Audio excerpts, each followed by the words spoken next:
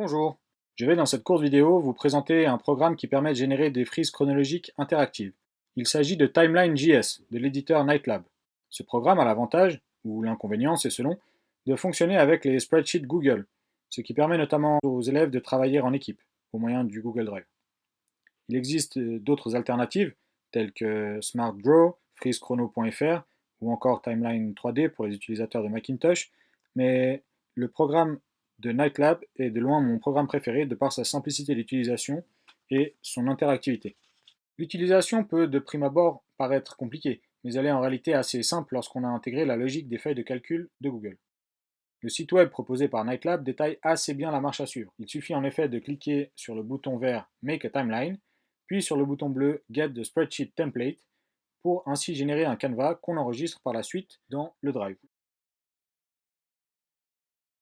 Ce canevas est bien plus simple à utiliser que le format JSON, réservé quant à lui aux experts. Dans ce canevas, il ne faut évidemment pas modifier la première ligne, c'est celle qui donne la structure, mais les lignes suivantes sont, quant à elles, ici à titre d'exemple, et peuvent évidemment être modifiées. Les 8 premières colonnes concernent les dates. On peut rentrer une date précise, jour, mois ou année, ou juste une année. On peut aussi faire représenter une durée, en variant les éléments entre les 4 premières colonnes et les 4 suivantes. La colonne I sert à afficher une date sur la frise chronologique. La colonne J contiendra le titre et la colonne K le texte qui s'affiche dans les différentes diapositives. La colonne L sert à inclure un médium. Celui-ci, que ce soit une image, un document audio ou une vidéo, doit obligatoirement être constitué d'un lien URL, c'est-à-dire un document disponible sur le web. En plaçant le pointeur sur la case L1, on voit s'afficher les divers formats supportés par l'application. Dans la colonne M, on fait figurer les crédits du média et la colonne N, les légendes.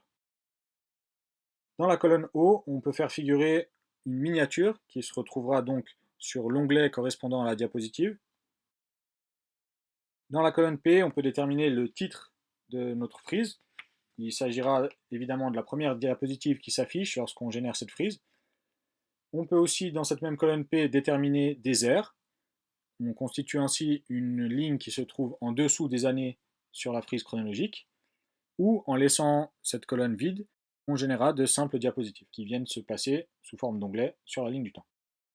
La colonne Q, quant à elle, permet de regrouper différents éléments sur une même ligne. Dans mon exemple, il s'agit des bornes chronologiques. La colonne R permet d'intégrer une image de fond ou un fond uni en entrant un code hexadécimal de couleur, qu'on peut facilement repérer sur le net à l'adresse code-couleur.com par exemple. Une fois qu'on a rentré dans la feuille de calcul tous les éléments, il nous faut publier le document sur le web en allant dans Fichier, puis Publier sur le web. Une fois qu'on a fait ceci, il nous faut copier l'URL qui se trouve dans le navigateur, et non pas celle qui s'affiche dans cette fenêtre pop-up. On copie donc l'adresse URL du navigateur, et on la colle au point 3 sous Generate Your Timeline. Et voilà, la frise chronologique est achevée.